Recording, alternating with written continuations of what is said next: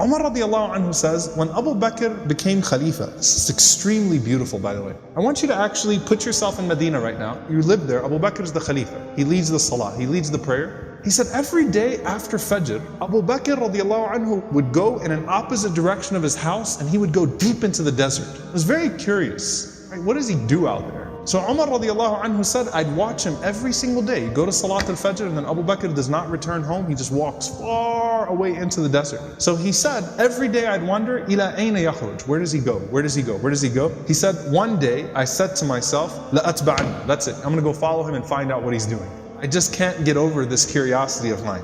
So Umar radiallahu anhu said, I kept the pace from him to where he was at the end of my eyesight, meaning I walked just as far away to where I could still see him. And then he said, I saw him go into this beat up old house. So Umar radiallahu anhu said, I quickly went and I hid behind. And he said, he spent a long time in there. It wasn't like a short amount of time. He spent a long time until after the sun was up, meaning it was getting hot. This is after Fajr, this is way past Duha, way past sunrise. And it got hot and then Abu Bakr radiallahu anhu left the home and he made his way back to Medina. He said, this is way out of the city of Medina now. This isn't even the city of Medina right now. Way out of the city of Medina. So Umar radiallahu anhu said, I waited until I could no longer see him, meaning he made his way back to Medina. And Umar radiallahu anhu said, I knocked on the door, okay? And he said, this woman opened the door. She was elderly, she was frail, she was blind, and there were a bunch of little kids running around, okay? So I said to her, Assalamu alayki, ma sha'nukum ya amatullah. I said, peace be unto you. What is your situation, O servant of Allah? And she said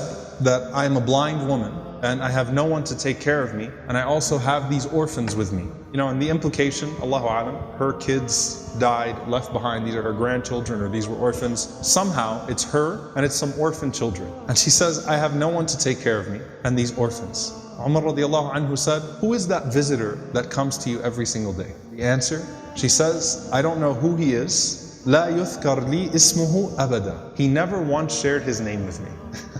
He never bothered to tell me his name. Umar radiallahu anhu said, well, what does he do? قالت جزاه الله خير. She said, may Allah reward him. Every morning he comes. Listen, by the way, she details it. She says, he cleans my home, he washes our clothes, he grinds our wheat, he bakes our bread, he cooks our breakfast, and then he leaves. Subhanallah, think about that. If this was the only narration we had about Abu Bakr, it's incredible.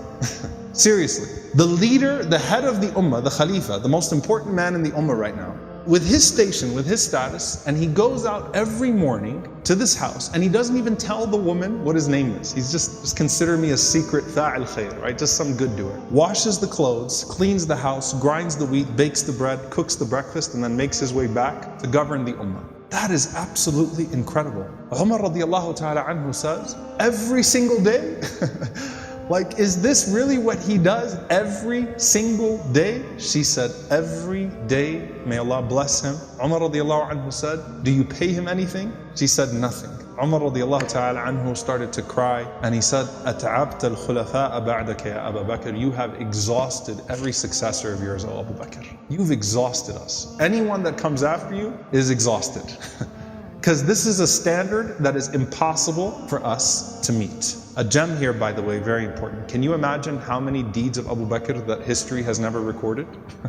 You know, the books of the fada'il, the virtues of Abu Bakr, the things that he used to do. Can you imagine how many of those secrets he actually managed to hide? And why did he not think of himself too good to still do that thing? And by the way, a lesson for all of us. If you're someone who does some khair that everyone knows about, you better have some khair that only Allah knows about, right? You better have some khair that only Allah subhanahu wa ta'ala knows about. And let it be an involved khair too, okay? An involved form of good. Not just a secret charity, but this is something that has a spiritual reminder and effect on him too, right? Going and visiting this elderly woman and her orphans every single day and doing those things.